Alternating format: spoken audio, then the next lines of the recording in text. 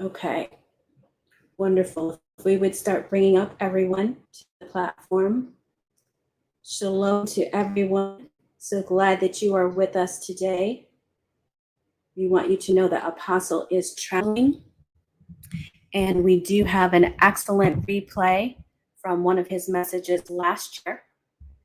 So, everyone, we will be sending you invites, and we ask that you ping others into the room so that they know that the preceding word is starting. Again, Apostle is traveling, and so we have an excellent replay for you, The Power of Our Tongue. Facebook, can you let me know if you can hear us?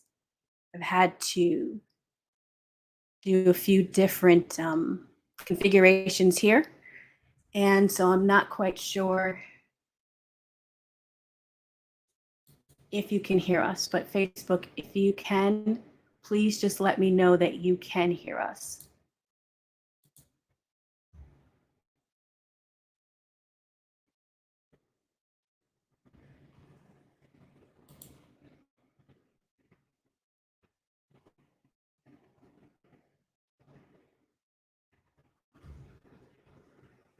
I'm not seeing comments from anyone on Facebook. Are you there? Is there anyone in the past that's on Facebook as well?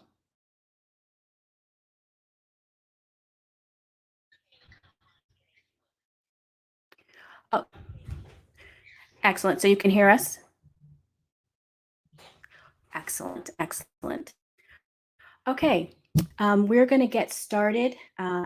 Please bear with us. When I tell you that technology crashed on me today, I can't even explain all the things that went wrong. And then my laptop wanted to do a system reboot, and I had to reboot. So we are going to be playing Apostles teaching. Facebook, you're only going to have audio only because I was not able to upload the video in time. So what I want to do first is open us up in a word of prayer, and I'm going to switch over and ask Minister Wanda if she would open us in prayer, and then I will do announcements, and then we will go with listening to the true power of our tongue. Minister Wanda, if you can speak up loud for us, that would be great. Thank you. Happy that you are here today. Let's have a word of prayer. Yahweh, our Elohim, we give you thanks and we honor you and we praise you for who you are. We stand in awe of you and your greatness. We're grateful for this day and this time that we're able to assemble together. We realize that none of us are here by happenstance. It was purposeful. Rather, it was by our determination and our intentionality, or rather, we just happened to pop in the room. Father, it was designed and destined by you. And so, because we're here, we ask that you would open our hearts and open our minds and open our ears. We will hear and listen attentively, Father, so that we might retain, Yahweh, what we hear in our hearts. For out of our hearts, out of the abundance of our hearts, Yahweh, our mouth speaks. Give us your word today and give it to us practically, but not just practically, Father. Give it to us so that we can walk it out productively and successfully. Because we know and we realize that we need truth. And man does not live by bread alone, but by every word that proceeds out of your mouth, Yahweh. So we thank you for this time. We give you all the praise and the glory in the matchless name of your son, Yeshua HaMashiach. We pray. Amen. Elder Regina, back to you.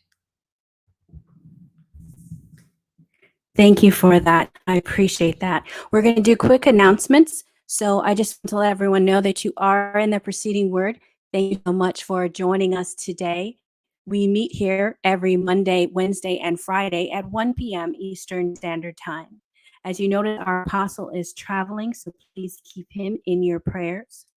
We are going to be back tonight because we honor the Sabbath in this house, and we will be here under Darash Kingdom Ministries, and that is another club that we have. We'll be here for our Sabbath Midrash studies Friday night at 11 p.m. and again Saturday morning at 11 a.m. Eastern Standard Time. On Sunday, tomorrow after Sabbath service. And you can join us our Sunday morning service every Sunday at 10:15 a.m. Eastern Standard Time.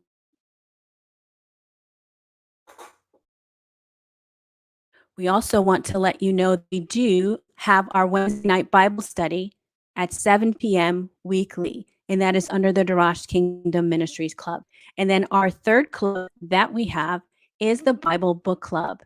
And the Bible Book Club meets here every Thursday at 1 p.m. on Clubhouse only. And then at 7 p.m., we do stream live on Clubhouse and on Facebook. So today, we have a special message. It is the true power of our tongue. And I want to let Facebook know that you may have heard earlier there were some technical difficulties. I could not get the video up, but you will have audio. And so that's just as good, I believe. And so I'm going to start Apostles' Word now in just 1 minute. So thank you for your patience and working with us through these technical challenges. Be right back.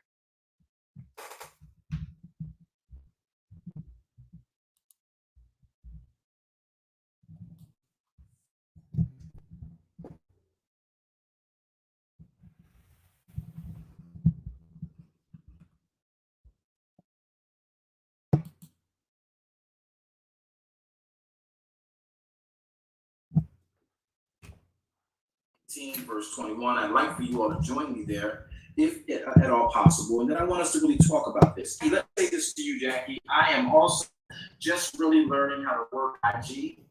And Jackie, I saw the message there. I tried to respond. I got the message, heard the essence and the content of the message, and went back to respond to you. And I don't know what happened. I don't know. I guess I don't know how to respond. So respond to me one more time, and I will figure it out. I promise you, and we'll be in conversations sooner than one thinks. So let's go to Proverbs chapter 18. Did you hear me, Jackie? I did. Thank you, Apostle. Problem. And thank you for all that are so enjoying these broadcasts and letting people know about it. We really appreciate it. Proverbs 18:21, everyone. Let's get into the written. I do want to hear your thoughts and your feedback on these issues. Colin, good to be with you. Nikolai, good to be with you as well. Pamela, Nikisha, love having you here on the Clubhouse, right here in the proceeding word. Proverbs 18, verse number 21, goes on to say, death and life. Let me back up a little bit. Let's go to verse 20. Proverbs 18:20.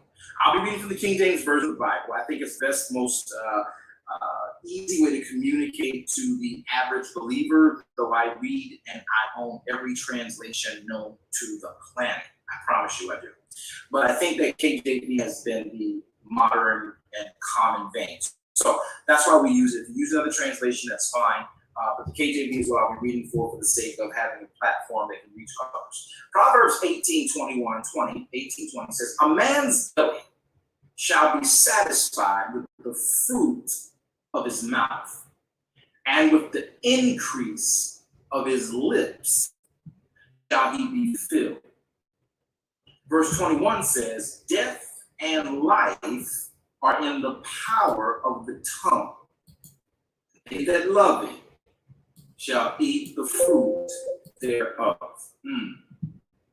Now, I don't know how anyone else feel. Well, I do know how people feel about this, but as it relates to what I'm going to say, I'm not certain everyone sees it the same way. And if you don't, that's perfectly fine. I'm not here to argue with anybody about anything that we perceive on the writ, but I do want to make sure that you and I look at it for what it says. Pay attention to this. He tells us in verse 20, this is solid. And Proverbs to you all is the most abstract book in the Bible, but I'll even go as far as to say one of the most abstract books on the planet, okay? Because he goes from one point to another point without any warning, without any notice. It's like he just sat there and kept a running journal every day, like you and I would do, just not dating it, not time stamping it, just jot it down, thought, right? And the thoughts of wisdom, though, that's the great part about it. Really good thoughts of wisdom. Now, what becomes interesting to us and intriguing for us is that in the abstract of it all, it is just like our life is every day.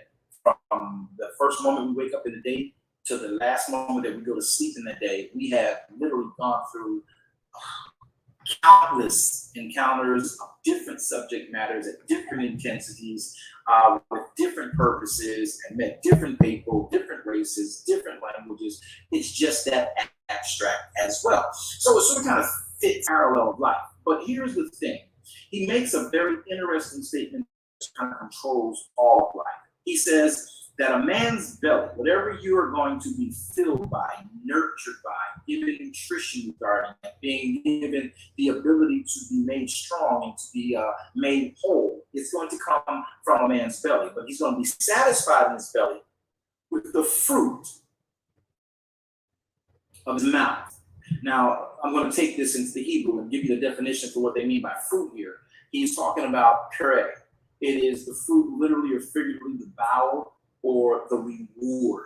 That's a word that we use for the reward. Fruit is always what is the actual end product of something sown. S-O-W-N. S-O-W. So whatever we sow, that will be what we look to reap. All right? And so a man's belly shall be satisfied, watch this, from the fruits of his own mouth, from the fruit of his own lips. This is deep. The next passage of this, the next portion of this verse goes on to say, and with the increase of his lips. So when you just keep bumping your gums and popping your lips and flapping your lips and letting things out of your mouth is the gate for the lips are the mouth. Pardon me, let's say this right. The lips are the gate to your mouth. And so when you and I begin to just open our lips for everything, reply, respond to any and everything, we let what we understand is our actual fruit out of our mouths. We also let not just our fruit out of our mouths, but we let our seeds to produce fruit that we will eat out of our mouths. And I'm going to talk about that in a little bit more clarity, because there's a difference when someone actually harvests their seed, or I should say gathers their seed for the purpose of harvest, and then there are the opportunities when we just literally eat our seed, not knowing that we're cutting out our longevity and sustainability for the future, because we can be careless about eating seed, because the seed is always much less than fruit is in substance. So you need more of the seed to satisfy your belly, right? So it's concentrated.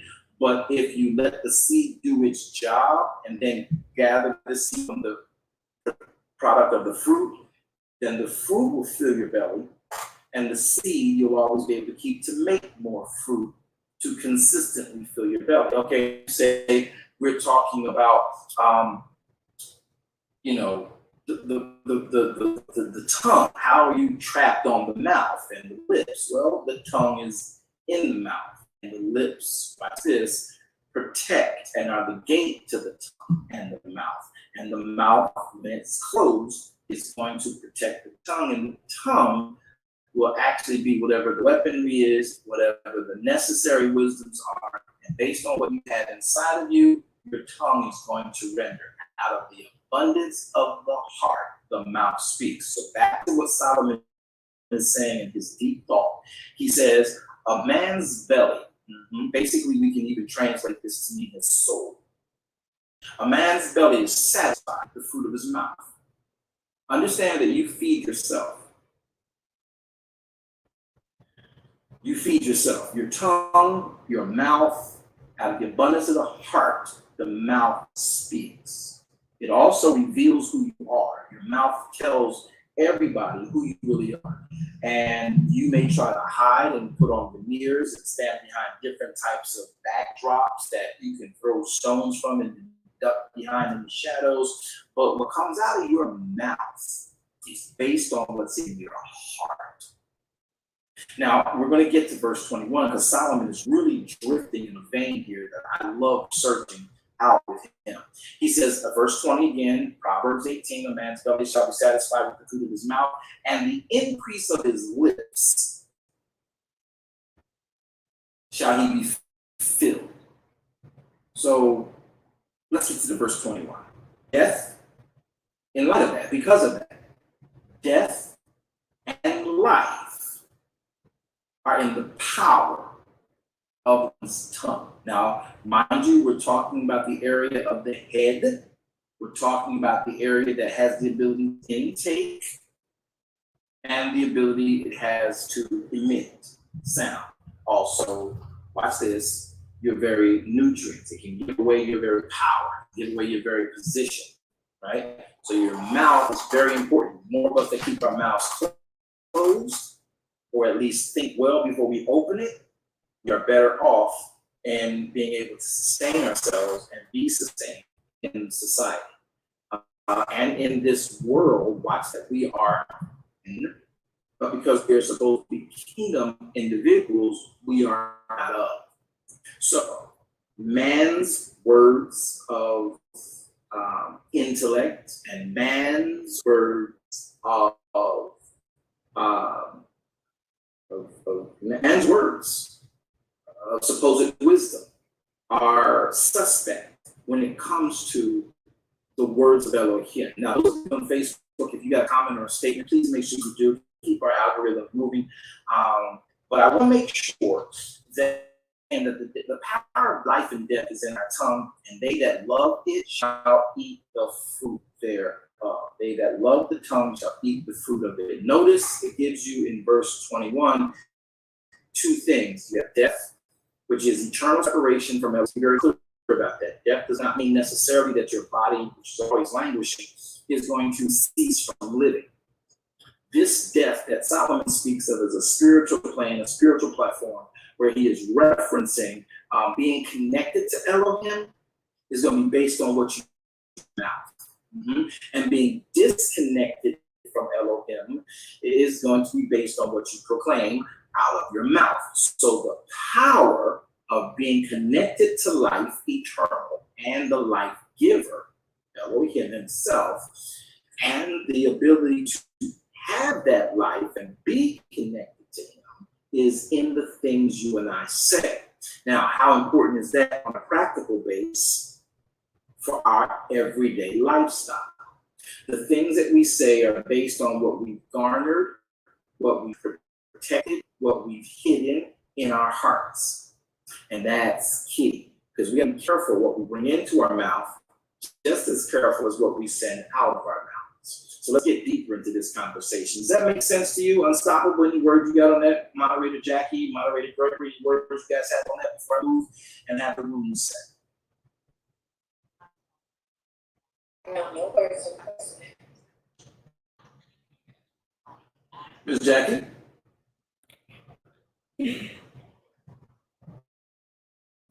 Must be having some technical glitches. So everyone, I want you to catch this as we move forward about the power of life and death is literally in our tongues. What do we know when we talk about tongues? Everyone thinks that we have this very limited view of tongues and what they are and how they operate. I want to be very clear to know, for us to know that what we as believers must understand is that the words we speak are seeds. And the seeds we sow come from the fruit we have eaten, gleaned, or picked from someone else's harvest, even meaning our own spiritual line, our own family line. We talk about generational blessings, all of those things. Well, there is low-hanging fruit that we oftentimes pick, things that can make us have acquired tastes, things that are part of our very fabric of our existence based on things passed down from generation to generation that we were born into. We were nurtured up on it. We eat. So the things that we speak, every word we speak is a seed. Seed is the most creative power in the earth. It is the epitome of how Elohim does things, because a seed has a purpose, a very distinct function, and it has a process of gestation and germination that have to happen before it manifests. And some of us have said things, planted seeds, over our lifetime and did not realize that those seeds will at some point, unless they have been crushed and obliterated, that seed literally lasts as long as it's in a good state to receive. That power still remains inside that word we spoke, inside that seed we have.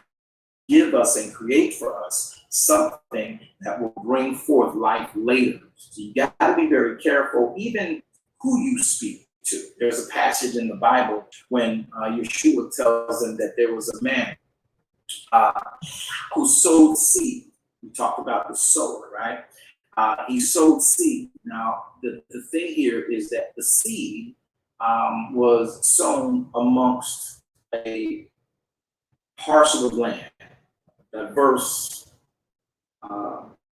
condition of soil. One portion of that soil was stony ground, so stony that, it was dehydrated, it was dirt, it was Adoma, it was dirt, it was Adoma. But the actual condition of it was so dry that it gathered together and they stones. So you can't really plant seed in stone, even if you bore through it with an auger bit, or you bore through it by breaking up that crusty, dry, non-hydrated parcel of land. So he says, one man, the man sowed seed, he sowed it on this grade of ground that was stony. Then another one was just dry. And then another one was, as we know, good ground, right? It had good soil, had good depth of soil, right? And it had good hydration of soil. So let's just go to that passage in the writ with regards to the stony ground and the dry ground. I'm going to take you over to Matthew. Should I do Matthew? I don't think Matthew. Yeah, let's do Matthew 13. No, let's go to Mark 4. Let's do that. Mark 4. Everybody go to Mark 4. We'll start at around verse number 1. Mark 4 and 1. And I'm going to really bring this in. Trust me, I'm not going to just put this fact and data out here and this writ out here. I'm going to show you practically how that affects us and how we've been affected, in some cases unknowingly, spiritually and naturally in our lives based on things we have said. Because we're so quick to give our opinion. We're so quick to tell them what we think. We're so quick to give away our own nutrients. We're so quick to give away our own sustainability. And people think that it's based on something that you actually see manifested or you're looking at in the natural realm right now. But in truth, everything that you and I see has always come from the words. I don't know if you guys are really grasping that, understanding that, but I hope that you will. And I hope that you are being edified. Can you guys hear me okay on Clubhouse? I'm not sure. I got a lot of traffic coming in and out. Yes, sir. All right, good. Jackie, you're still with me? I think Jackie must be somewhere else. So listen closely as we move forward. All right, good to have you. So listen to this in Mark chapter 4, a familiar passage you've all heard. We're going to break it down in a way that makes a bit more sense to why we need to think or know that he wasn't just talking to have something to say and want to lecture. Verse number 1 of Mark chapter 4 says, "And he began again to teach by the seaside. And there was gathered unto him a great multitude, so that he entered into a ship, and he sat in the sea, because the multitude was so high, so many." He said that the whole multitude was by the sea on the land. Okay, now he taught them many things by parables, and said unto them in his doctrine, "Hearken, behold, there went out a sower to sow. And it came to pass, as he sowed, some fell by the wayside, and the fowls of the air came and devoured it up. Some fell on stony ground, where it had much earth, and immediately it sprang up, where it had not." Verse 5 again, I read that wrong. Verse 5, Matthew 4:5 says, "And some where it had not much earth, and immediately it sprang up, because it had no depth of earth. But when the sun was up, it was scorched, and because it had no root, it withered away." Verse number 7 says, "And some fell among thorns, and the thorns grew up and choked it, and it yielded no fruit. And the other fell on good ground, and it did yield fruit that sprang up and increased, and brought forth some 30, some 60, and some 100. And he said unto them, He that hath ears to hear, let him hear." Whenever you hear that, he that hath ears to hear, let him hear. You are not looking for a natural vein here. You're looking for a spiritual understanding, which will affect your natural manifestations, right? So he says, "He that hath an ear to hear, let him hear what I'm about to say." So verse number 10 says, "When he was alone, they that were about him and with the 12 asked of him." They that were with him asked of him.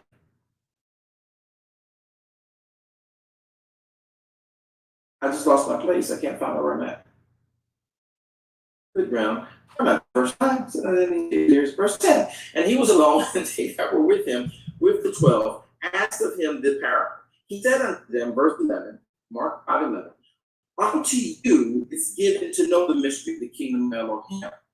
But unto them that are without, all these things are done in parables," basically on purpose, but in parabolic teachings. Verse 12 says, "That seeing they may see and not perceive, and they may hear and not understand."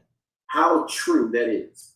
"Lest at any time they should be converted, and their sins should be forgiven." 13, "And he said unto them, Know ye not this parable? And how then will you know all parables?" Then he starts to break it down. This is good right here. Y'all paying attention? Watch what he says. He says, "Shalom, Deja. Shalom, Ivalo. It's good to have you." He says in verse number 14, watch this, Mark 4:14. "The sower sows the word." How powerful that is, because word is seed. And we need to understand every word you sow is a seed. Can I say that again? Every word you sow is a seed. I'm going to say it one more again for the Holy Ruach HaKodesh. Every word you sow is a seed. Every word you sow, intentionally or unintentionally, is a seed. Now, this particular sower, this particular farmer, this particular agriculturalist, horticulturalist, happened to be sowing on purpose. Problem is, you don't know what ground your seed is going to fall on when you sow, unless you control that too. So that's why this parable is so important. He says, "And the sower sows the word, and they that are by the wayside, where the word is sown." Rather, verse 15 again, "And these," pardon me, my reading today is off, "and these are they by the wayside, where the word is sown. But when they have heard, Satan comes immediately and takes away the word that was sown in their hearts. So there are people that are just nonchalant in life, really don't care about, searching for the deeper and truer things, at least not putting any real effort. They're just coasting along in life, and it is what it is. I'm atheist, I'm not atheist, I'm Christian, I'm not Christian, I'm this faith, I'm that faith, I'm just not, whatever. It is what it is, man. I mean, just life is the universe, right?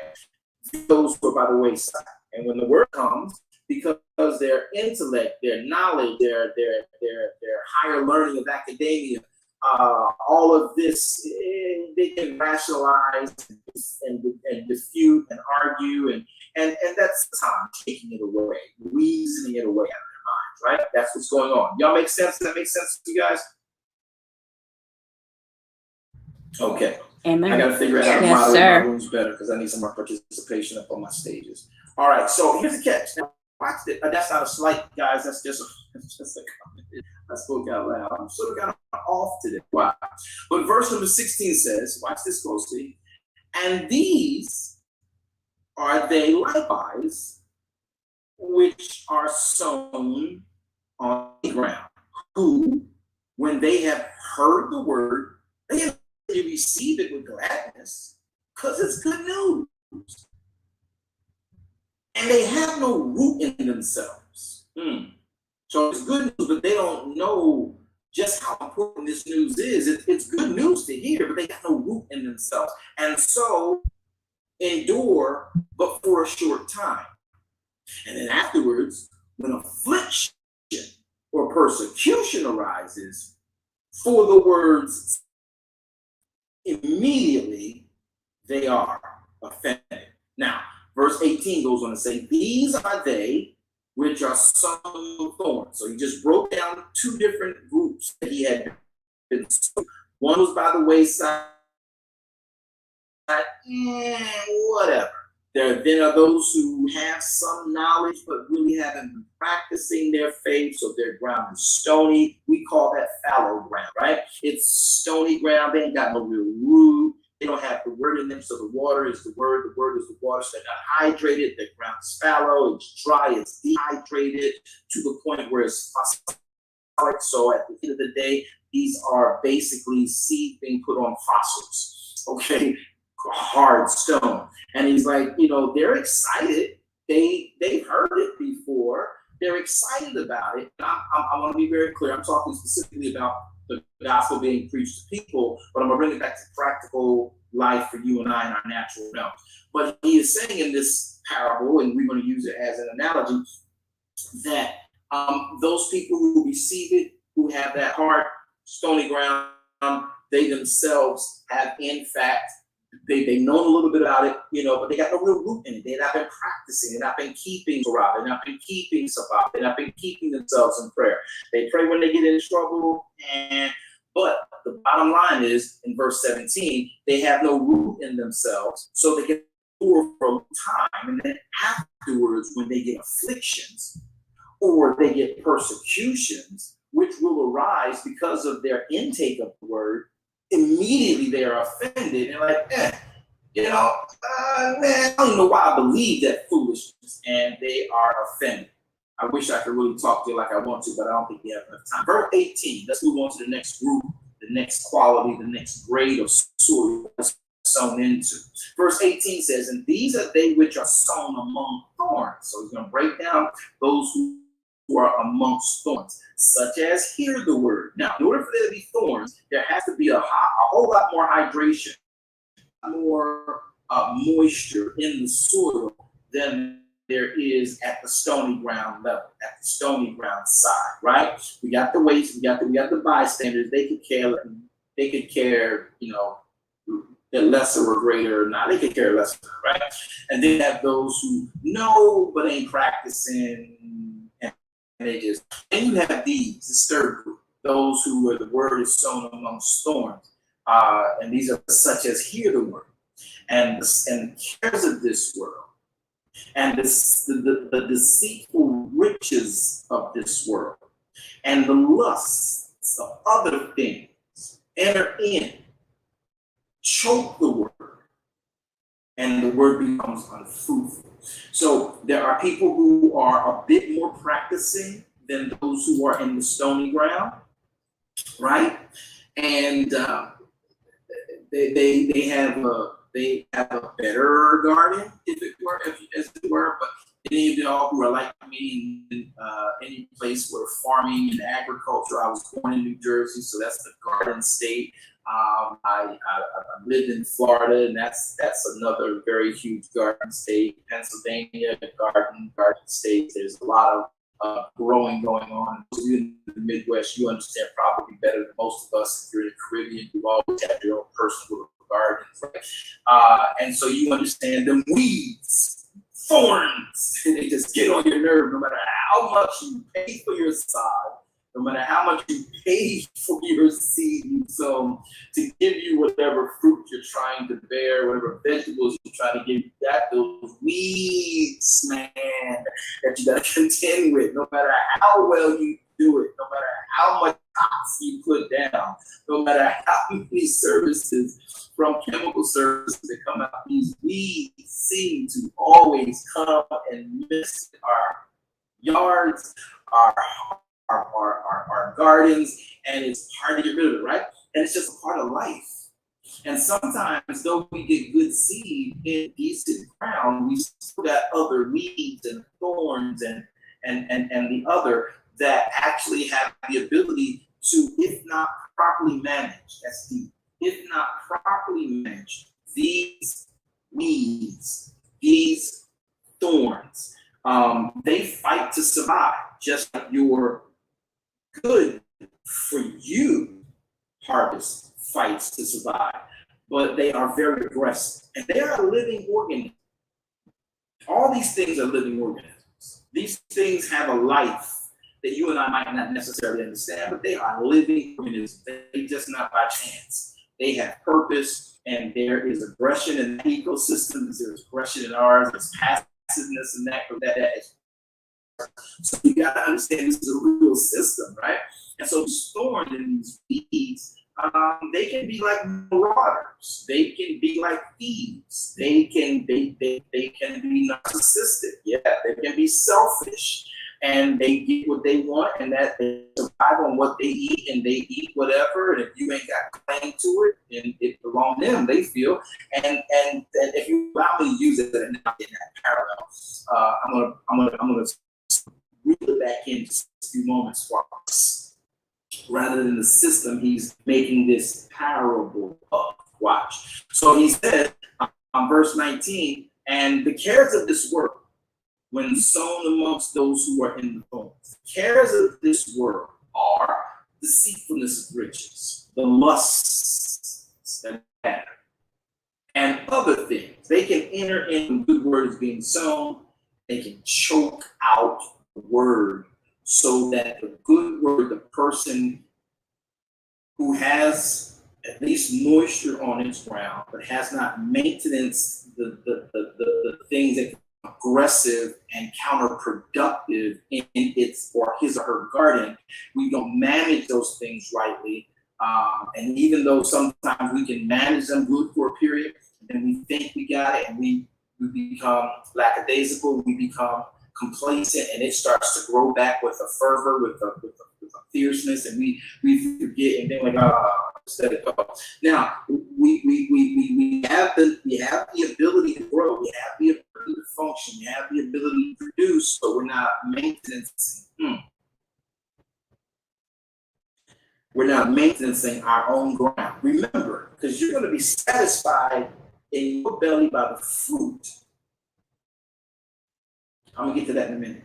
So if we don't maintenance where we're getting our fruit and our vegetation from, then what satisfaction do we actually have? And then what do we become? We become just like those thorns. We become just like those thistles. We become just like those weeds. We're just marauders searching through the land, stripping and being selfish and manipulating and scheming through life, doing all this thing. Again, we have of life and death, literally, in our tongues. We're going to talk about how that works in just a moment. So while we look at what Yeshua is teaching to the disciples and those, well, now he's teaching to the disciples because he taught this to the audience that was on the shore, but he got the disciples now on the boat and he's talking to them and says, here's what you need to understand about this. They won't get it unless they want to get it. But I'm going to tell you what this is because you need to have it because once I'm gone, you got to keep this going. And so he says in verse 19, the cares of this world and the deceitfulness of riches in their mind, the lusts in their mind, and other things and educations and experiences in their mind will choke out this good, wholesome, necessary, nutritious word. And then that seed, which is to produce for them rightly, will be choked out on the vine because they let all these other things enter into their garden and they don't make sense. So I wonder if that makes a good deal of sense to Zion. How are you, dear? Good to have you on stage. You got a question you want to ask? Actually, I just wanted to add something to what you were saying because it just ran very real to me. So I wanted to share that when I was younger, my stepmom planted some seeds in me. So I think I was probably around 7, and my reading wasn't that great. So the seed that she planted was that I was stupid. Mm-hmm. And it was a seed at the beginning, but as I grew and I studied, I found it very difficult to read and write, and it developed and was later diagnosed as until I became a Christian and then God started working with me later. I then realized that because I'm not stupid, started to be able to read, and now my reading is better and understanding. But those are the seeds that people can plant that speak over people's lives, and they actually, grow, and they grow, and you're right, Zion. As they're growing because the authority of that land, which is you. People, I'm going to say something. Zion, you call something to be said here. I do another teach on the farm of the ground and the seed. But we also need to understand that when Yahweh says, bless the Lord, O lands, right? You and I need to understand all we are is dirt, water, manipulated by his spirit. We're just a mud pie walking. And if we can really see that without trying to be too deep, if we can really see that all I am is a mud pie walking, and every word I accept is a seed into me, and every word that I allow to come into me is a seed I'm planting into me, and it has the ability, it has the right.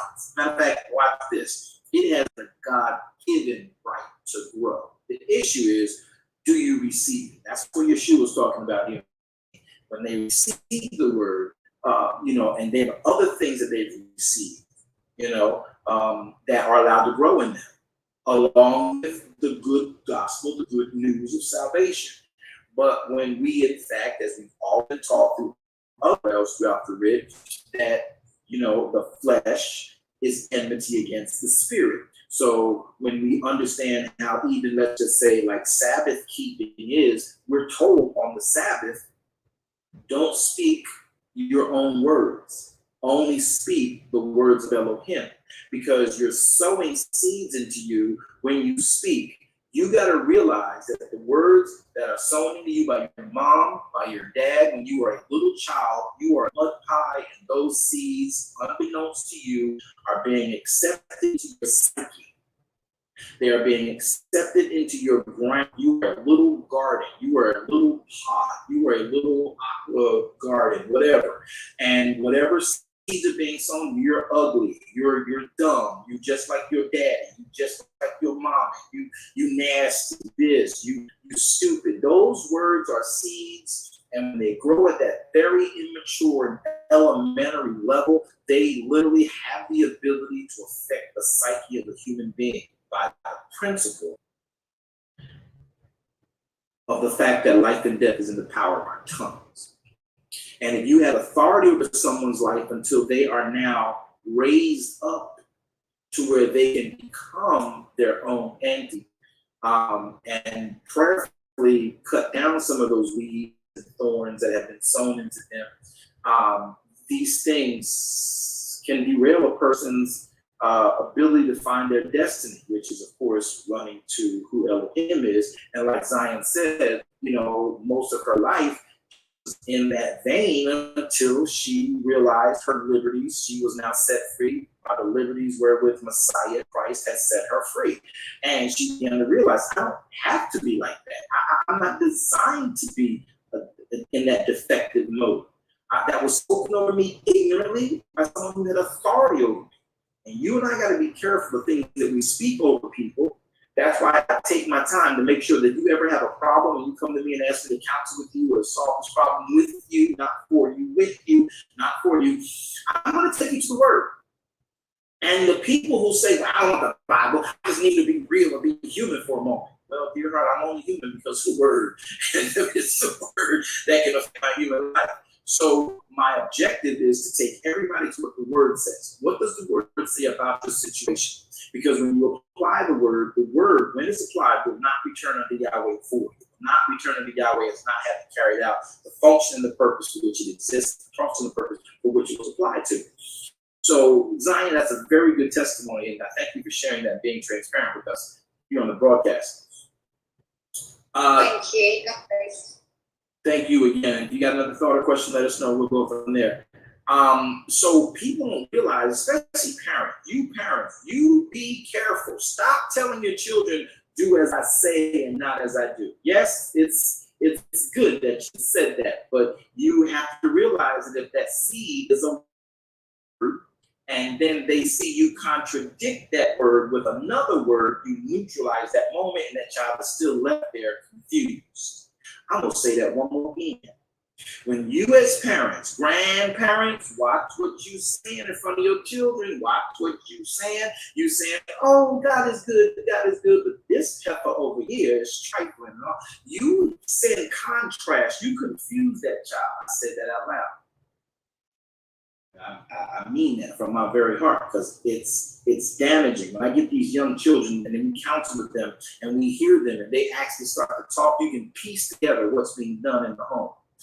And it's like, wow, the contradiction, the sowing of seed, good seed, and then you're sowing thorns and thistles and bad seed later on.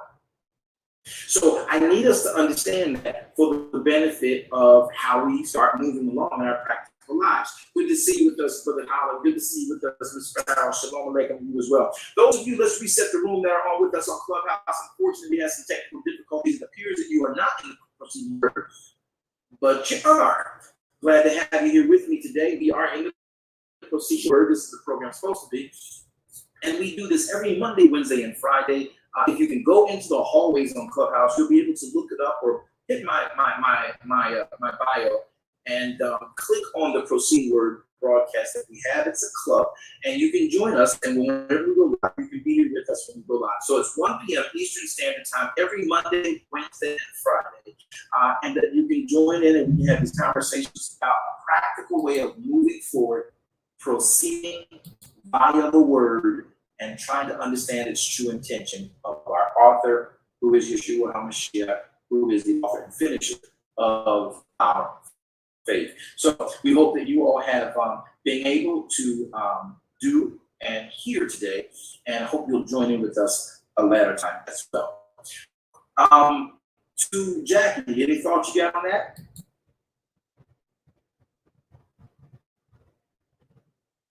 Okay, so we're going to move forward and keep it going. If you guys got a thought or a question, just feel free to raise your hand if you're in the audience, and we'll gladly bring you up and ask your question. You don't have to be revealing of anything personal. If you have a thought or a question about what you're hearing, maybe as Zion said, something that hit you and meant you, wow, that became personal to me. We're glad to be able to aid in that process. Brother Dave Holland, he's on Facebook. He's what you say. That's good, dude. And have vision of what you do. Okay, so now back to the issues. It's very good, brother. Very well stated. I love that. So when we talk about the Bible, letting us know that the tongue has the power of death and life. Verse 21 of the book of Proverbs, chapter 18. Proverbs 18:21 says that death and life are in the power of the tongue, and they that love it shall eat the fruit thereof. Yeshua begins to break down what Solomon taught in this parable. You'll find it in Matthew. You'll also find it in Mark. Mark is what I like reading from because he really does get very in depth with what he means by this and how it should look to you and I. So Mark 4, verse number 20. This is what's really good. We just read the three of the different levels, 3 of the 4 different levels. One is the wayside. People don't care one way or another. They're just here to pick up the ball. Birds come. Look, the birds come. The humans aren't eating. That's the good part about that. So the birds come. They eat that. They take it away. And then there is that which is sown on stony ground, right? It might be received because they know about it. They were raised in it, but they're not seeing it. They're not maintaining it to any kind of degree. It's just total abandonment of that responsibility. That's why the ground is dry, the stones are hard, they're in hard places in their lives. But yet when they hear a good word, maybe a prophet will come by and tell them, hey, you got potential. And then as soon as they get stressed, maybe they might not even hear a word, and then they start to go back into faith. And as soon as they get there, they don't realize they're going to be challenged. And then when they get challenged, they just bail out. But man, I don't know. They immediately are offended. Why you start doing that all over again? It's too much to do it that way.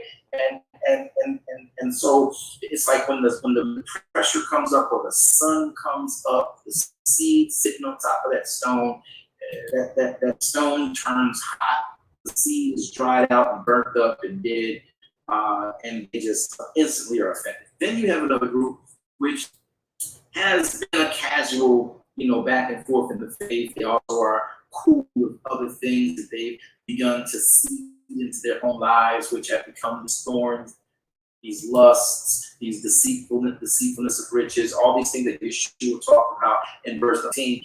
And they have the cares of the world. How am I going to pay my rent? How am I going to be here? Am I going to have a spouse? When am I going to have children? All of these things. And that those things become more important, and they choke out the word of faith, right, in the life, and they become unfruitful believers in this way. So verse 20 is now what we pick up, and he says, these are they which are sown on good ground. Now I'm going to show you the difference in these 4 levels of ground. Now, the thing I want you to realize too about this is that 4 is a number of human government. So when he actually used 4 different veins or 4 different textures, 4 different grades of ground for us, he was speaking about human operate in the natural realm.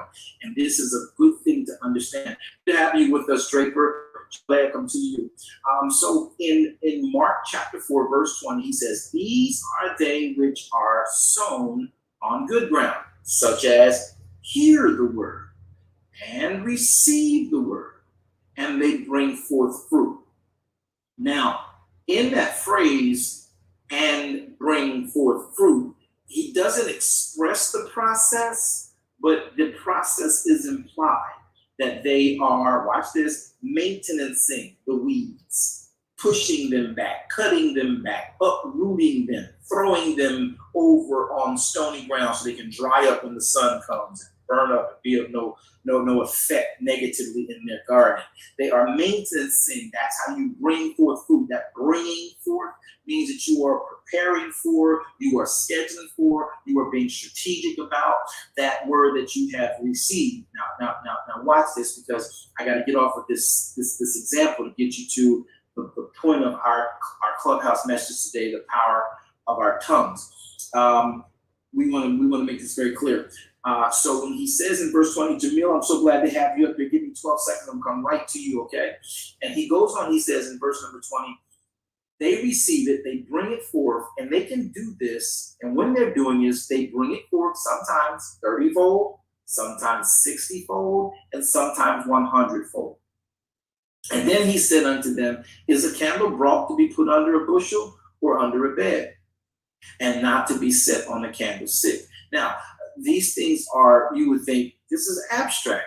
What are you saying? What are you doing? How do you get from a candle from a seed? Watch.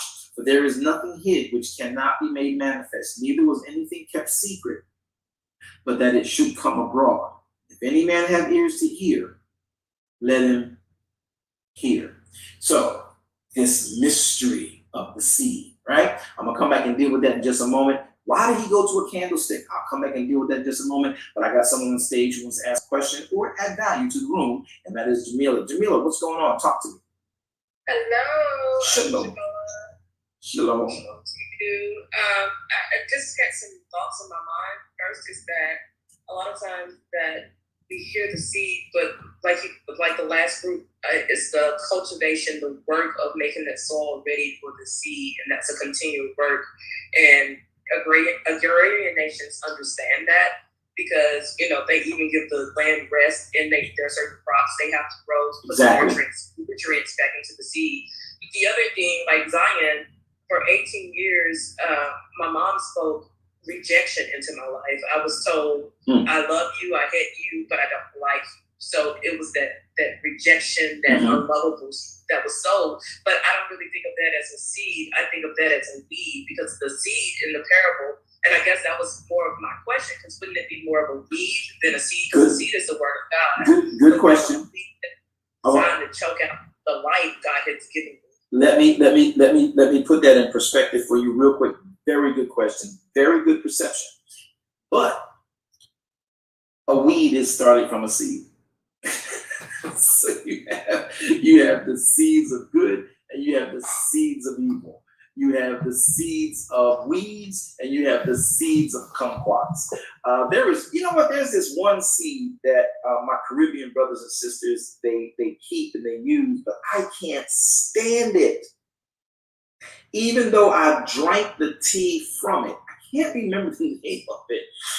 But it's on a green vine, and it's all over your fence, all over the tree, all over the ground. If I got any Caribbean, you know this seed. I know the name of this. It lose me right now. And it's a little orange.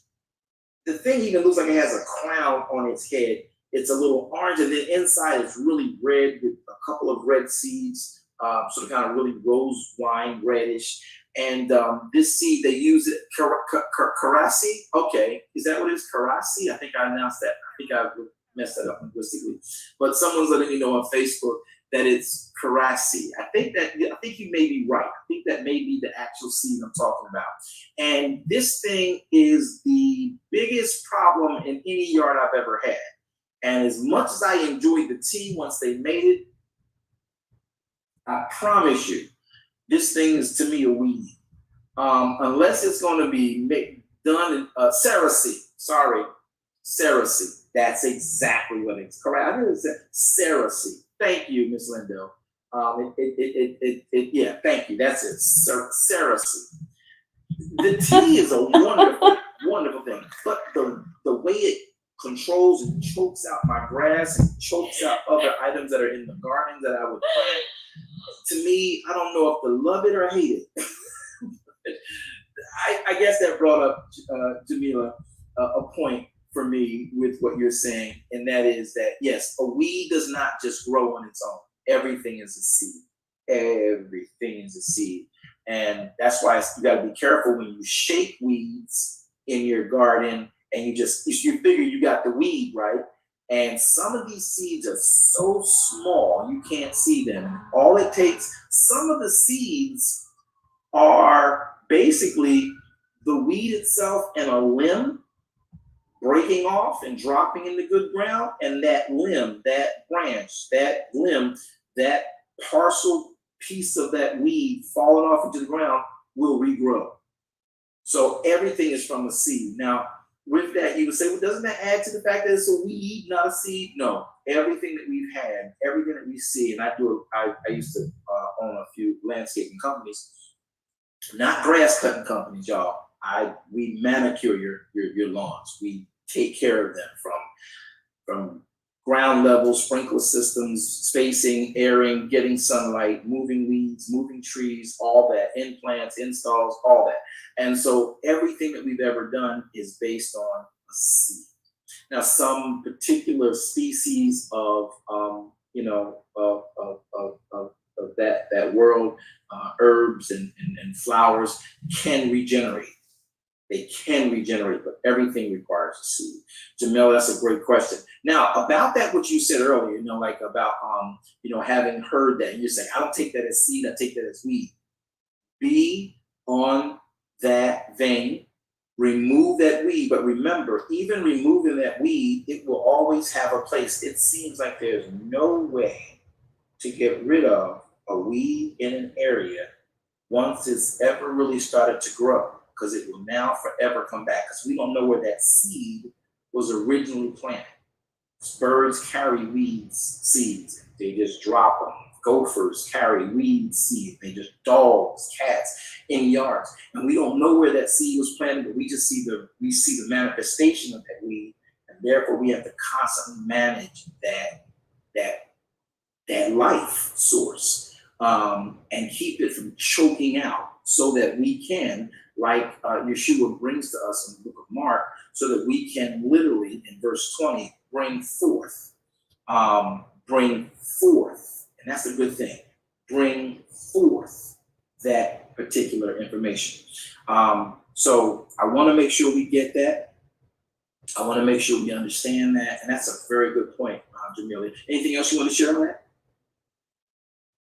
No, I think you're really right about being mindful of that, because now I can say that without the sting of those words, because I got emotional healing in that, and that the good soul, there are other things that God seeds planted in my life that choked that particular word out. So yeah, I still remember the words, but the sting and the effect of it is gone because of the emotional deliverance and healing that I've had to go through.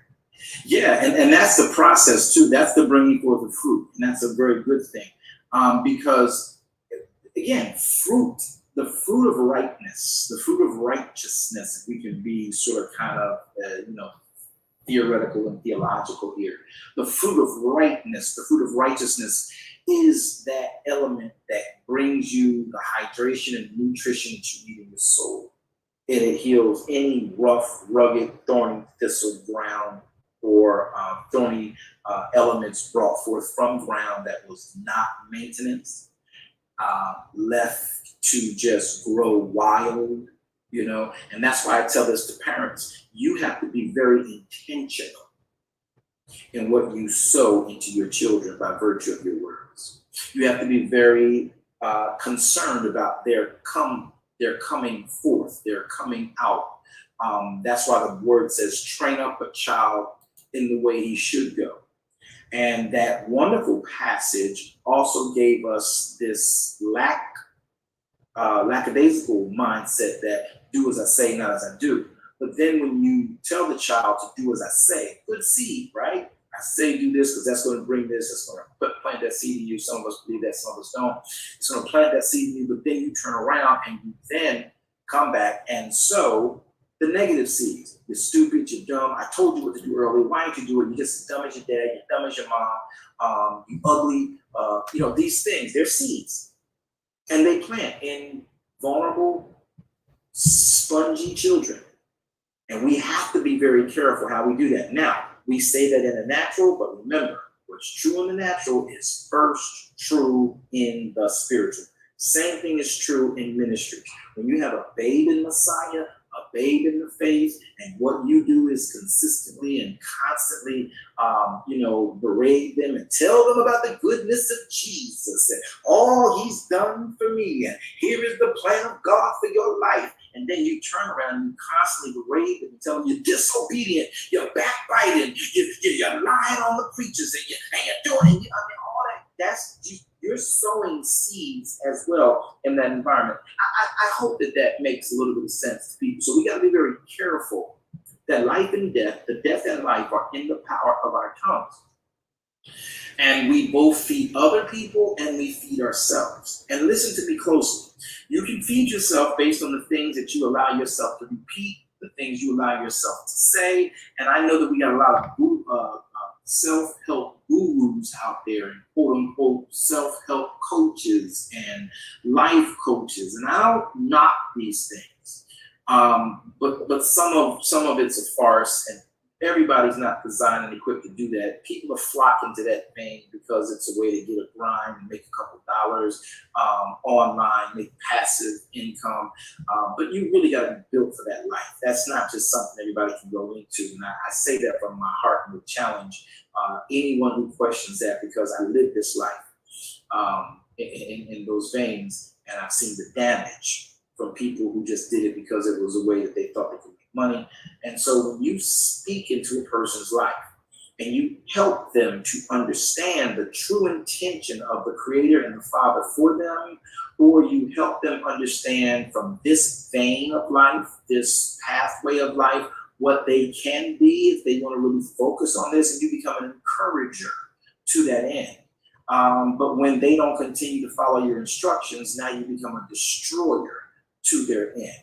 And you're sowing seed into someone who is vulnerable, whether they should be mature enough to know how to deal with their own life or not, or they're reaching out for help legitimately because they were never in an environment where they were nurtured, where they were cared for. You got to be careful. You have death, you have life in your tongues, and your words off your tongues are seeds.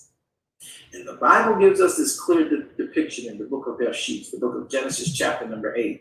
And Yahweh says this very clearly: as long as the earth remains, you and I are earth. You and I are Adonai. That's why his name was Adon, because he is the ruddy, reproducing ground and texture of the Eretz, the third rock from the sun.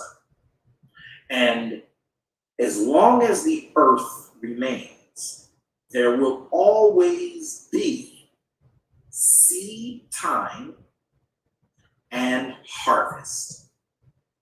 There will always be seed time and harvest.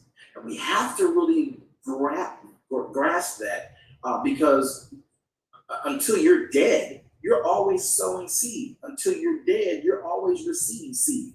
And that's why out of the abundance of your heart, your mouth can only espouse, your mouth can only put forth whatever type of fruit, or whatever type of fruit you've allowed to be processed out of your being by virtue of the seeds you've received, whether positively or negatively, how you receive them, whether you knew what you were receiving, or you intentionally received them, or you unintentionally received them, what you foster, what you care for, what you fertilize, what you incubate, what you water, what you put schedule and strategy to is going to be what you think and what you believe. And you can put that in all different types of caveats and different categories of faith, of education, of race, of class of people, of whatever. You can, whatever you foster, whatever you fertilize, that's what's going to grow.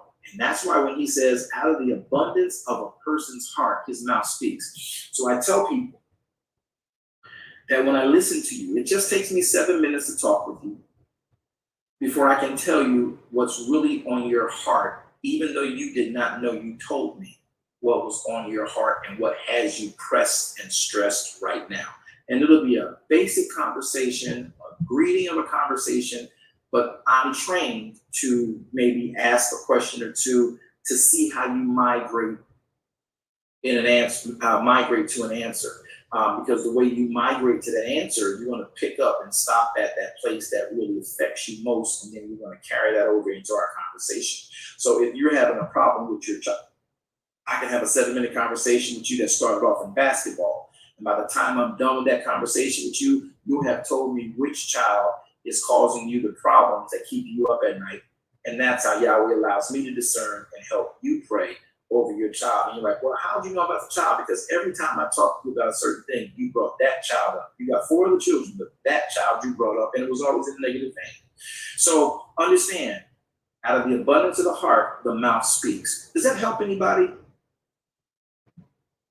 Any of the moderators on the platform? Thank you, Jamila. Zion, does that help make sense? Jackie, does that help make sense?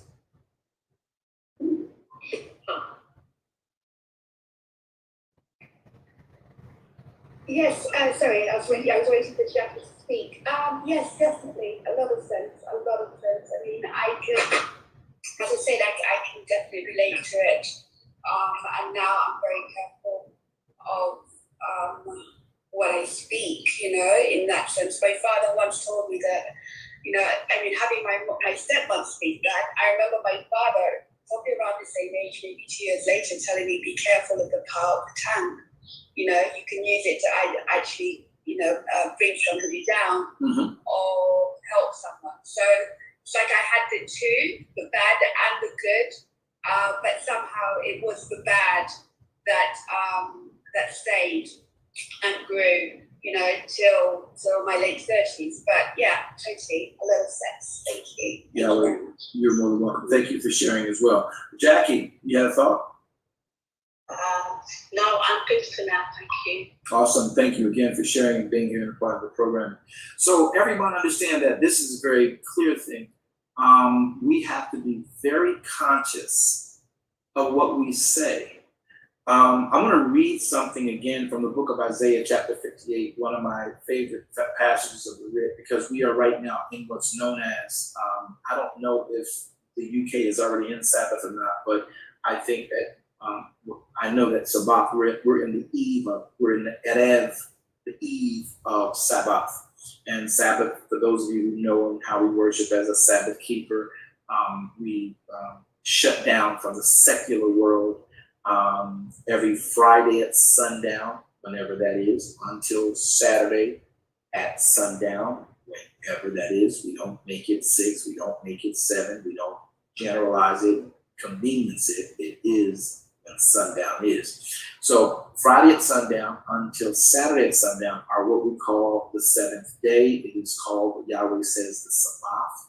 And in the Sabbath, we do a particular thing that I think is blessed me probably more than any other thing I've known.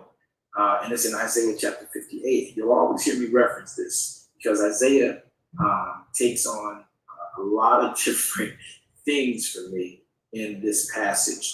So as I'm talking, I'm trying to find Isaiah. My eyes today have been interesting. Maybe it's my setting. Isaiah 58, verse number 13. Now, I'm going to read some passage. I'm going to read this passage, and parts of it will, to you, be not, you know, like, how's that connected? You'll see when I bring it to the end. If thou turn thy way, wow, Yahweh, give me a second, y'all. Yahweh, I pray now.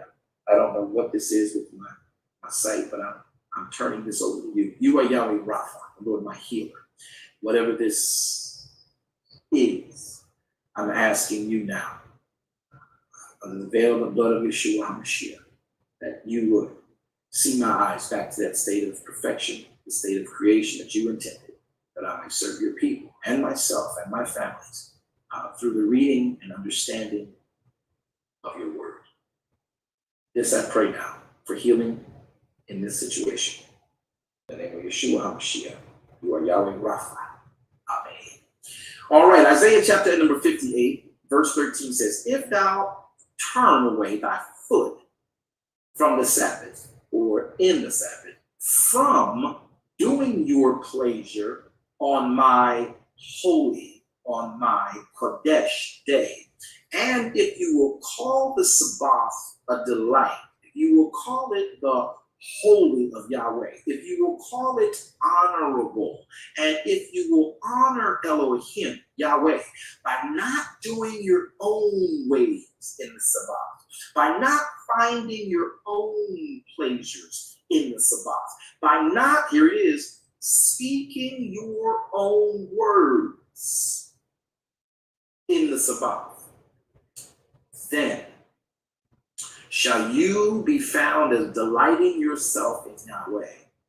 And I, Yahweh, will cause you to ride upon the high places of the earth.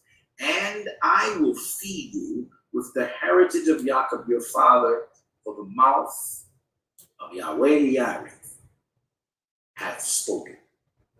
All right, so I want to make sure we understand this in the sense that what Elohim needs us to know is that when you and I take his word.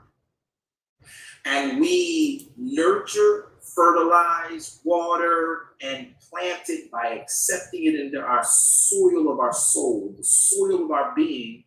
We are allowing for proper harvests, which will produce proper fruit, which we will eat of that fruit, and then be able to take more seed out of that fruit as we consume the fruit and the meat of the fruit, to where we will always be able to harvest that type of righteousness out of our life. Thereby, you and I need to know that that process of Sabbath, not speaking the world, not speaking the cares of the world, not speaking the politics of the world, not speaking the aspirations of the world, but keeping our mind focused on the word and getting the seed that we need, getting the seeds that we are that we have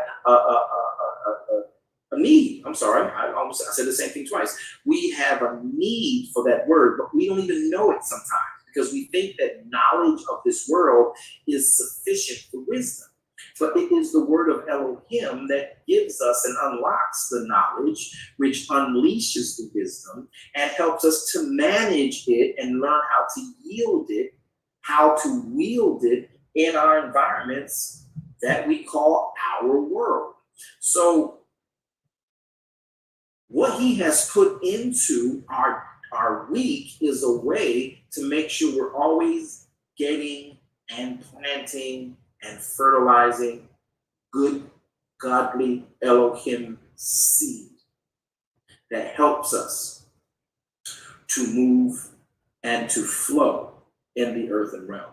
Are you guys learning anything? If there's anybody down there who has a comment or a statement as we're about to go ahead and have this room shut down today and prepare for our Sabbath later on tonight at 11 p.m. Eastern Standard Time.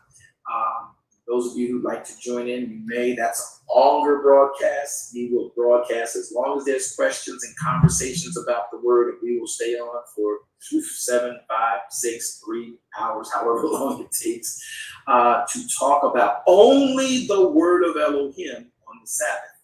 Do y'all see the need for that in our lives? Does anybody see a value of that, okay, what I put in my heart, that's what David was saying. Thy word have I hid. Basically, I'm planting your word in my heart. So I'll always have a harvest of righteousness that along the way I can eat from, experience the good of it, and then carefully keep the seed from it so that once that harvest is over and done with, I can keep sowing seed and keep producing that fruit. Because out of the abundance of our heart, our mouth speaks. And the Sabbath helps us to put proper seed in our heart. And I think, like Camila said, it helps to push out. Jamila said she's got new vegetation in her garden that it sort of can bully the weed like the weed can bully the good harvest. And we really got to think on that. And so, of course, you always want to maintenance, because you always want to maintenance your garden. You always want to know where your weeds are, and you always need to know how much water and light and soil and fertilizer you need, because you can over fertilize and burn too. Anything that you're trying to grow. But at the end of the day, Sabbath keeps you always attaining seed. And remember this. He gives seed to the sower. That's what he does. He gives seed to the sower. What seeds are you sowing into other people's lives? Because if you sow seeds of rightness and encouragement, I don't mean flattery, into someone else's lives, Yahweh will cause for others to come along and gird you up in like manner, in like way. And it is such a dynamic thing to know, because it first starts with you sowing what you have of rightness, of goodness, and letting that seed go into the heart, the situation of someone else. Seed may be your helping of someone. It may be your lifting physically someone up, who's fallen. It may be words of encouragement in a crisis. But more importantly, those words should be based on the essence of Elohim's instructions for us as humans in the earth. That's where Torah, your Bible, are so significant. And the more we stay in the Word, we can navigate the world with a great deal of victory and a lot less stress and a lot less sweat. Well, Zion, it's been an honor and joy to be with you. We do have one question on Facebook today. Another question, or nope, not a question, it's a thought. The statement says, I can relate to all that was said and what has been planted in my life as a child and the impact it left on me, in me, even throughout my adulthood. I know exactly what you say when you say that, because I too, I teach this because I lived it. And I, like Jamila, I realized, and like Zion, I realized that, you know what, I don't even think the people who spoke that really knew they were doing that psychological damage to me, because we don't wrestle against flesh and blood. There were some that did. They knew what they were doing. They were very intentional because they were in some competition, you know what I mean, of life. You ain't that, you ain't this. Okay, but then there were some who just was just cantankerous and hungry and they just let their mouths fly off the hinges, But I realized when I got older, and like Zion says, once I got into the faith of Yeshua HaMashiach, once I got into him, I realized that I really don't wrestle against flesh and blood. So auntie's negative words, even if it was intentional, cousins and other people, whatever those seeds were that were sent and planted, I'm not really wrestling against flesh and blood. And I began to forgive people for that. And then I realized that I wrestle against principality and power and ruler of darkness of this world and spiritual wickedness in high places. That takes on a different dynamic. That takes on an understanding that I am being warred against. Weapons are being formed against me by external spiritual adversaries just because I'm in Elohim, and they just don't want me to ever know Elohim. So they can keep me spiritually frustrated and psychologically off balance and having this lack of trust and this rage and anger in me. If they can do that to me, then I'll never really come to the Father. And the longer you're fighting with yourself, trying to figure out yourself by yourself, not realizing that it's not by might nor by power, but it's by my spirit, says Yahweh Elohim, then you will be a bystander. You'll be one by the wayside. You'll be one who knows, but you are so hardened by life that when a good word comes, you'll think about doing it. And then as soon as opposition hits you, you'll be offended. Like, I was minding my own business. Why y'all come over here telling me about God? And I started to believe a little bit. Now you're frustrated. So the understanding is that we have to realize that there have been things that have impacted us that we were not aware of. And we guarded it in our hearts. We took it to heart, negatively and positively. But at the end of the day, we have to know that we don't wrestle against flesh and blood. Those people, forgive them. You gotta forgive them. You gotta forgive them. And that too is life in your tongue. Because the Bible says, as we love to pray, Yahweh had Yeshua teach us how to pray. He says, when you pray, pray on this wise. My Father, Yahweh, which art in heaven, hallowed be thy name. Thy kingdom come, thy will be done in earth as it is in heaven. Give us this day our daily bread. Interesting. because when he gave bread, he gave seed, he gave coriander seed. They ground it up into bread. Let's keep moving. Give us our daily bread. Lead us not into temptation, but deliver us from evil. But then there's a part that says, forgive me of my trespasses, as I forgive those who trespassed against me. Because he can't forgive us until we learn to forgive them.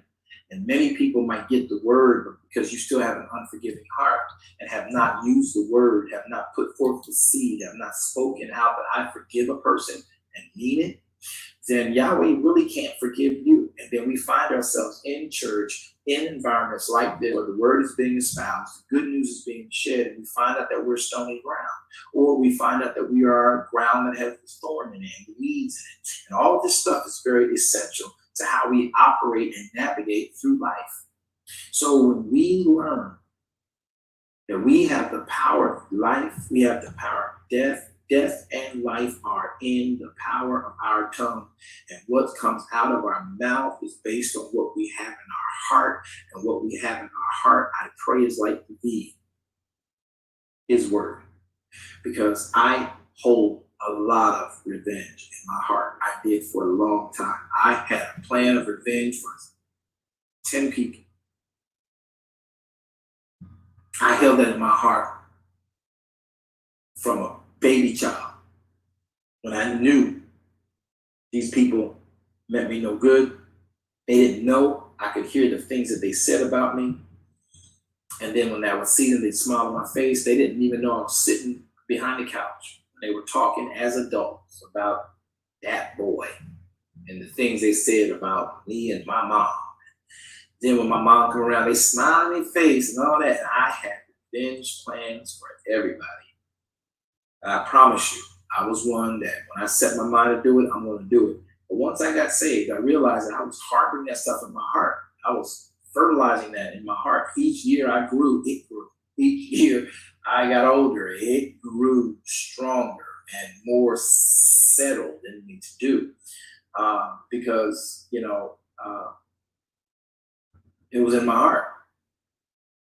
That's why David says, thy word have I hid in my heart. If I get the word of forgiveness and I put it in my heart and I let that grow and foster and I fertilize that as much as I fertilize my hatred and my anger and my revenge, then I probably would have been further along in life than I am right now. I can say that. I'm glad where I'm at today. But out of the abundance of the heart, your mouth is going to speak. What do you speak? How do you speak? What do you speak from? From what's in your heart. And if in your heart you hoping someone's dead, in your heart you're hoping someone pays for what they did to you, if in your heart you are hoping that somebody who did something egregious you don't agree with and have a conviction for, your moral compass agrees with them, and you want to see them punished, be careful what you do, because that seed you plant when you operate that way. And that seed can become your very food that you'll have to eat from at some point in life. And you sowed that because you spoke about that. You know, be careful too. You've got people who are being acquitted, and though they admit it to their scenarios, I'm going to say it. Don't be controversial, and I'm going to get off this line. I do not agree with the actions of a gentleman who has been beloved in America and touted as an example of father, and he put forth programming to show how family structures can be enhanced. And he apparently behind the scenes in the dark did some stuff that I don't agree with. However, it is clear that he has accepted his issues and he repented for his things, and he's moved on, and now favor has found him, grace has found him, and he is being released from incarceration due to a system of justice that we have in America, and America is the greatest judicial system on the planet, or none. And so in that process, we have a lot of people, particularly Christians, who may have been hurt or damaged in their past, and his story triggers them to remember their pain and their PTSD. But at the end of the day, Zion, remember something. If you don't forgive a brother their transgressions, Yahweh can't forgive you yours. And if you go around and talk about in such vitriol how bad this is, that's happening, you're planting seed, because if you should ever find yourself on the other side of righteousness, you are going to want Elohim to cover you. You're going to want Elohim to forgive you. You're going to want the world to forgive you, because you're like, hey, I messed up. I don't care how long you did it. Once you recognize I really messed up and you go to try and make amends, however that looks, remember, you're going to want to be forgiven. So you do unto others as you would have them do unto you. And the power of that life and the power of that death is in your tongue. And I am not an admonisher of anybody who has done folly to the damage, especially of any child. At the end of the day, remember, word of Elohim says to forgive as long as they are asking for forgiveness. And if they have paid a price set by the judicial systems that are there, and then the judicial systems release them, some things are unjust. Some things are just, but be very careful that you and I are not ones to continue to murder that person, those people, because we don't agree. Find out what the word says about it, and then you begin to espouse that, because you never know what one of your family members you love got themselves tripped up, maybe even you. So be careful what you spew out of your mouth, because it will tell me, tell you, and anybody listening to you, though they may agree with you, but it will really tell us what's in our hearts. Amen. One moment, Cyan. Okay. Thank you, everyone, for joining us today on our preceding word. As you know, this was a replay. Our apostle is traveling. He did have a moment to pop in the room. You may have seen him, but he is on his flight. So we pray for his safety as he travels. What I'd like to do is just go over the brief announcements and then we will ask Elder Rogers to close us in prayer and to give us the benediction. And you have been in the preceding word, and we meet here every Monday, Wednesday, and Friday at 1 p.m. I know many of us were looking forward to his message, part 3 on observant family, but that will continue on Monday. Don't worry about that. We will be back tonight for our Sabbath Midrash studies, Friday nights at 11 p.m. and Saturday mornings at 11 a.m. Eastern Standard Time. We do know that an apostle travels. Sometimes things get weary for him and he may not appear online Friday nights, but there are a group of the moderators who come together on Clubhouse.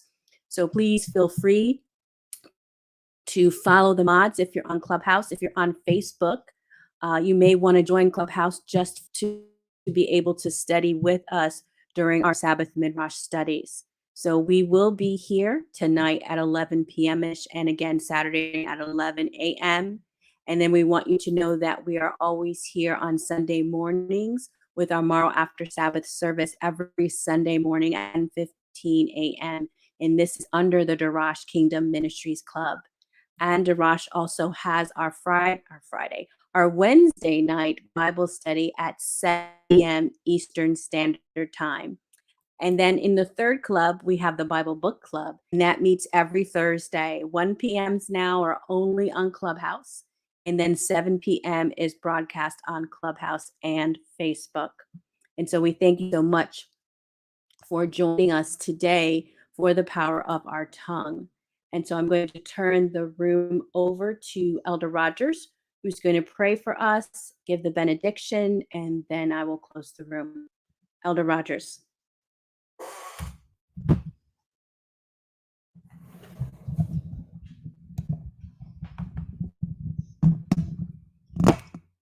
Praise, the glory, and the honor for all that you have done in our lives, all that you are doing at this present time. Most thank you for this study, the true power of our tongue. We ask you to please forgive us for anything we may have said, thought, or done that was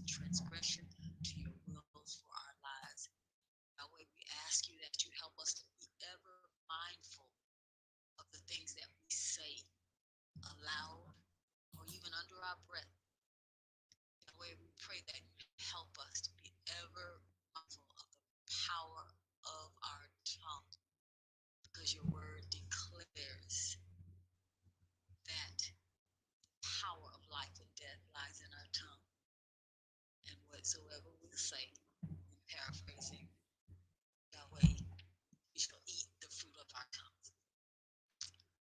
I pray that you'd have mercy. Look on Apostle as he's traveling. Please bless him with traveling mercies and graces. Whatever the mission he's on, I pray that you let it be successful according to your will. In the name of Yeshua HaMashiach, help us all as you so see fit and desire. Help us to live a life that's pleasing to you, that our lives will let your light shine and others will be drawn unto you. These blessings we ask. I believe that it is done, and as we wait expectantly for the manifestation, help us to walk upright and perfect before you in holiness and in love. Yahweh, thank you. You said healing is the children's bread. And of all those who need healing right now, I pray that you'll please your children heal them, deliver them and set them free from whatever infirmity that may be. And those who are not your children, I pray that you will please, by the leading of Ruach HaKodesh, lead them to salvation so that they will be able to partake of the healing bread, which is in salvation. Yahweh, we pray. Amen.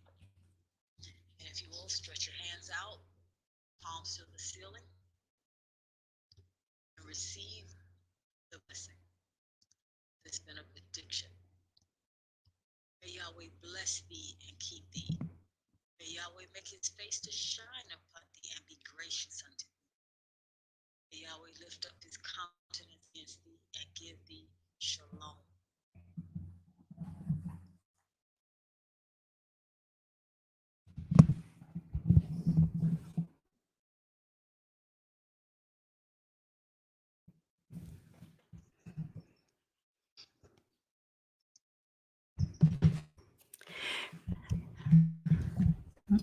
Amen. Thank you so much, Elder Rogers. Everyone, this room will be closing in 5, 4, 3, 2, 1. Shalom.